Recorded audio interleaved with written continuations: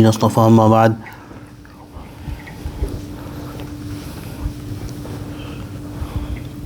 आज बस इंशाअल्लाह 5-10 मिनट कुछ अहादीस पढ़ लेते हैं ताकि मामूल ना टूटे। इस्तिकामत बड़ी चीज़ होती है, हर करामत से बुलंद होती है इस्तिकामत, और इस्तिकामत की हमारी बड़ी अहमियत होती है। तो अपने मामूल को तोड़ना नहीं चाहिए, बल्कि हकीमुल उम्मत माशरफ़ी साहब थानवी ने वो हदीस खैरुल उमूरी अवाज़िमुहा, अज़ीमत के मुताल्लिक़, वैसे तो अल्फाज अज़ीमत के मुताल्लिक़ है लेकिन उसको भी हज़रत ने इस्तिकामत के बाब में लिखा है, इस्तिकामत के ज़िक्र में लिखा है कि अज़ीमत तो वो है कि इंसान ऊँचे ऊँचे काम करे चुन चुन के, लेकिन एक अज़ीमत ये भी है बहुत बड़ी कि जो काम चाहे छोटा सा हो, मुख्तसर सा काम हो, लेकिन वो पाबंदी से करता रहे, उसको छोड़े ना। मामूल तोड़ने की बड़ी बेबरकती होती है, अल्लाह हमको उससे महफूज रखे। So will just quickly read 5-10 minutes some hadith so that our routine does not break in our understanding. According to our understanding, doing something perpetually, regularly has a lot of importance. There's a hadith of the Prophet sallallahu alaihi wasallam, khairul umuri awazimuha. The literal meaning is that azimat, when we say azimat, we understand that doing things the most perfect way, the best way, which is generally difficult. So the Prophet ﷺ has said that the best of affairs are the ones that are did with azimat. So Hazrat Hakimul Ummat Maashar Shah Thanvi Rahmatullahi Alayhi has mentioned this hadith where he has talked about istiqamat, where he's talked about doing something regularly, being steadfast. So the meaning here is that one azimat, one high superior way is that you do everything the best possible manner.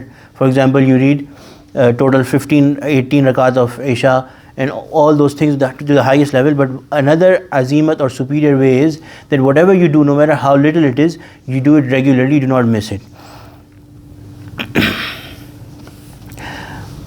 عن أبي هريرة قال قال رسول الله صلى الله عليه وسلم غفر لامرأة مؤمسة مرت بكلب على رأس رك يلهث كاد يقتله العطش فنزعت خفها فأوثقته بخمارها فنزعت له من الماء فغفر لها بذلك. قيل إن لنا في البهائم أجرا قال في كل ذات كبد رطبة أجر. हज़रत अबू हुरैरा रज़ियल्लाहु अन्हु इनसे रिवायत है कि एक बदचलन औरत इस अमल पर बख्श दी गई कि वो एक कुएं के पास से गुज़री और उसने देखा कि एक कुत्ता ज़बान निकाले हुए और उसकी हालत ऐसी है कि गोया वो प्यास से मर ही जाएगा। वो ऐसे कुत्ते के पास से गुज़री। इस औरत के दिल में तरस आया। वो पानी निकालने के लिए वहाँ पर रस्सी डोल वगैरह कुछ मौजूद नहीं था, तो उसने अपना चमड़े का मौज़ा पाँव से निकाला और किसी तरह उसको अपनी ओढ़नी से बांधा और मेहनत मशक्क़त करके उसी के ज़रिए कुएं से पानी निकाल कर उसको पिला दिया। वो औरत अपने इसी अमल की वजह से बख्श दी गई। किसी ने अर्ज़ किया, या रसूल अल्लाह, क्या जानवरों को खिलाने पिलाने में भी सवाब है? आप सल्लल्लाहु अलैहि वसल्लम ने इरशाद फरमाया कि हाँ, हर ज़ी हिस जानवर यानी जिसको भूख प्यास की तकलीफ़ होती हो उसको खिलाने पिलाने में अजर व सवाब है। Narrated by Sayyidina Abu Hurairah radiyallahu anhu that a fahisha, a woman who used to do bad deeds, a vulgar, a woman of bad character, she was forgiven by Allah subhanahu wa ta'ala because of this act, that one day she passed by a well and she saw a dog which was panting. Its tongue was sticking out and it was in such a shape that it was almost about to die because of thirst. So this woman, she felt pity and there was nothing to bring water out, so she used her khuffaha. Khuf is leather sock.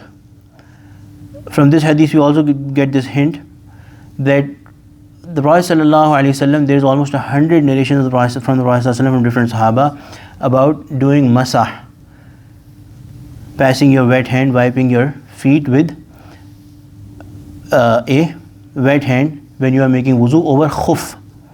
And khuf is a leather sock. So people try to apply it over jurb, which is the common everyday cotton, nylon, other socks.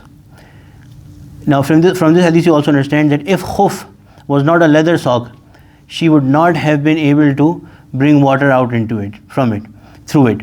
So therefore the Prophet, this hadith also mentions, so in khuf, the word that was used in those days is the leather sock. That sock, in this hadith we are learning that she used it to bring water. So she did not find anything, she used her own leather sock, and with a lot of struggle she got water for that dog. She used her whatever she used to cover herself, that dupatta, orni or sheet or shawl, whatever she had, she tied that leather sock with her shawl or whatever she was using to cover herself, and then she, with a lot of struggle, she actually brought water for that animal, for that dog. And we have heard from some ulama that she actually climbed down into the well as much as she could with her front side rubbing rubbing against the well. So she was doing all that because she had some pity for that animal, for that dog. And then she gave water to that dog. So because of this small deed, she was forgiven. So somebody asked the Prophet ﷺ, Ya Rasulullah, do we get reward for feeding or taking care of or providing for the needs of even animals? The Prophet ﷺ said that every single zat, every single living being that has sensitivity, that has sensitivity in their stomach, which means that they feel hunger, they feel thirst, there is reward for them, for feeding them. This is one of the favorite stories of our Hazrat. He mentions it again and again and again multiple times, that he says that Allah nukta nawaz hai, Allah Ta'ala nukta nawaz hai. Allah Ta'ala, He can bless you on even the tiniest things. And if He comes to catch you, He can catch you on wasting a single drop of water as well. Both of these things are proven from the hadith. So Allah subhanahu wa ta'ala taking care of an animal that she did not even think, she did not think that I will be forgiven because of this, but she only had mercy and tenderness in her heart for an animal that we consider lowly, very inferior. We look down upon that animal. It barks, its sound is not beautiful, its existence is not beautiful. Even in Islam, we are told that its saliva, that is impure. If it touches our body, we have to wash it and we have to make pure again. But still, such an animal, she took care of that animal, gave it water. Allah subhanahu wa ta'ala forgave her. So therefore, we should really take care of all the creations of Allah subhanahu wa ta'ala, because they are a creation of our Allah. They are a creation of our Allah. The example that our ulama give is that if a father has two children, two sons, one of them he likes a lot and the other one he does not really like. One of them is very obedient, the other one is not very obedient. Still, if somebody is not obedient and some outsider comes and tries to slap them or hurt them, the father would really hate them. The father would really, no matter how disobedient that child might be, but the father will have that connection with that child. So therefore, all of us are creations of Allah subhanahu wa ta'ala. None of us is inferior, none of us is superior. We are all creations of Allah subhanahu wa ta'ala. We have to take care of each other.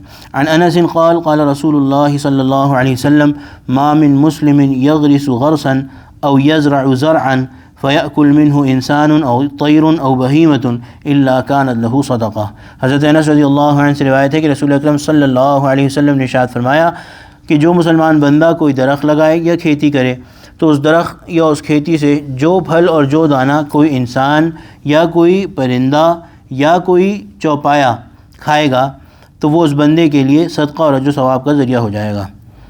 Hazrat Anas radiallahu anhu has narrated the Prophet sallallahu alaihi wasallam has said that if a Muslim plants a tree or grows a crop, and from that plantation or vegetation that from which any human being eats or any bird eats or any animals, any of the cattle eat, it will become a sadaqah and basically a source of reward for that person.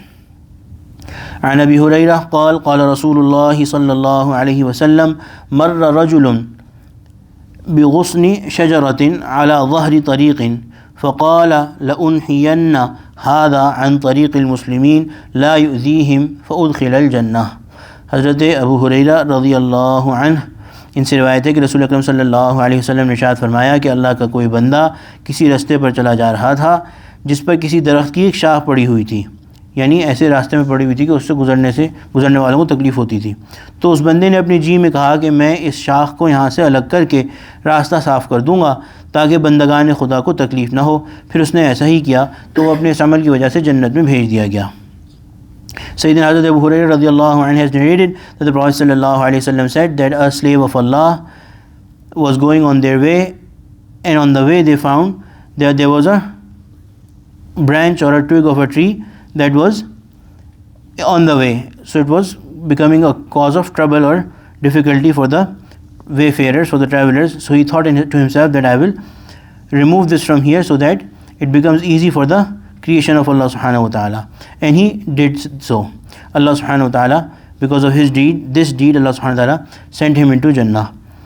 In the explanation of this hadith and the one that we read before about the dog, Hazrat Maulana Manzoor Nomani Rahmatullahi Alayhi has written that the essence of this is that to create ease for people or even for animals, it is a source of great reward from Allah subhanahu wa ta'ala. It is something that Allah subhanahu wa ta'ala really likes. And now imagine how hated that person would be who goes out of their way to create troubles and problems and hindrances for people.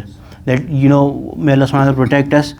If somebody has something that we can do and we unnecessarily delay it, or we create hurdles for them, we create problems for them in that thing, how disliked that person and this act would be in the eyes of Allah subhanahu wa ta'ala. And helping somebody, no matter how little it might be, just removing a branch from the way, Allah subhanahu wa ta'ala is giving, through the words of the Prophet sallallahu alaihi wasallam, the good news of Jannah for that person. May Allah subhanahu wa ta'ala grant us understanding. May Allah subhanahu wa ta'ala accept our gathering here.